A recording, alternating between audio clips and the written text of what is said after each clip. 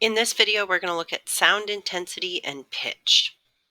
So, first of all, when we're talking about what sounds humans can hear and what they can't hear, um, we can hear between about 20 hertz and 20 kilohertz, and that is going to be the pitch or frequency of the sound. Anything below 20 hertz is going to be infrasonic, and you can think of like infrared light. And anything above 20,000 hertz is going to be ultrasonic. You could think of like ultraviolet light. And so those are going to be the higher frequency sounds. And when you get older, you can't hear those higher pitch sounds that you used to be able to hear.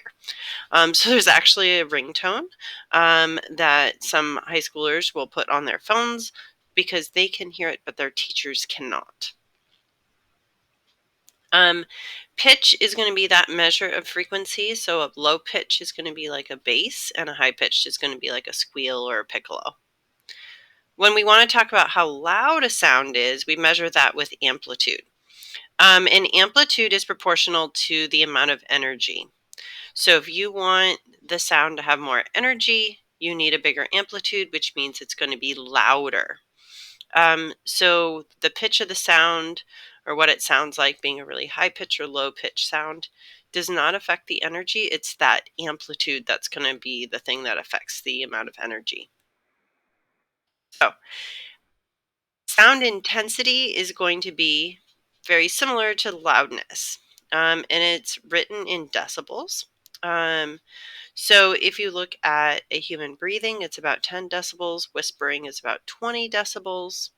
A vacuum cleaner is about 80. Super Bowl kickoff, 110. Pain threshold is about 130 decibels. And the space shuttle liftoff is 188 decibels. But it's not a linear scale. So for every 10 that it goes up, it's actually 100 times more sound. So every time it goes up by one, your numbers um, go up by more than that. And you can almost think of it as like you add an extra zero to how big that number is. And this is the equation that we use for that. There's another table with more different sounds and their corresponding decibels. So in other words, whisper intensity is about 100, pain threshold is a lot more than that. And so if you realize that that is a really big difference in terms of how much energy you are putting into your ears to make it just a little bit louder. Now, when you talk about sound, I'm sure you've experienced that if you're close to something making a sound, it's louder, and when you get farther away, it's quieter. And one thing to consider when you're calculating that is that sound goes out in all directions. So, however much energy you have when the sound is taking up this much space where it's purple is the same amount of energy that that sound needs to have when it's taking up the space of this orange sphere. And the area of a sphere is 4 pi r squared. And the reason why that's important is this.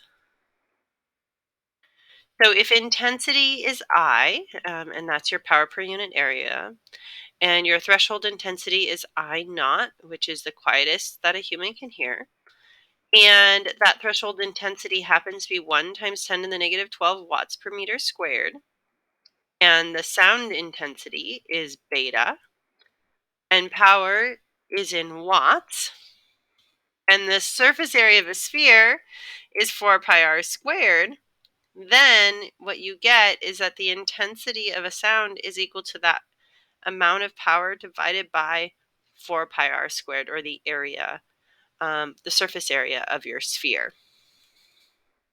And beta will be equal to 10 times the log of your intensity divided by that threshold intensity, which is 1 times 10 to the negative 12. And so all you need to do for these is just plug in the numbers. And next we're going to be talking about the Doppler effect.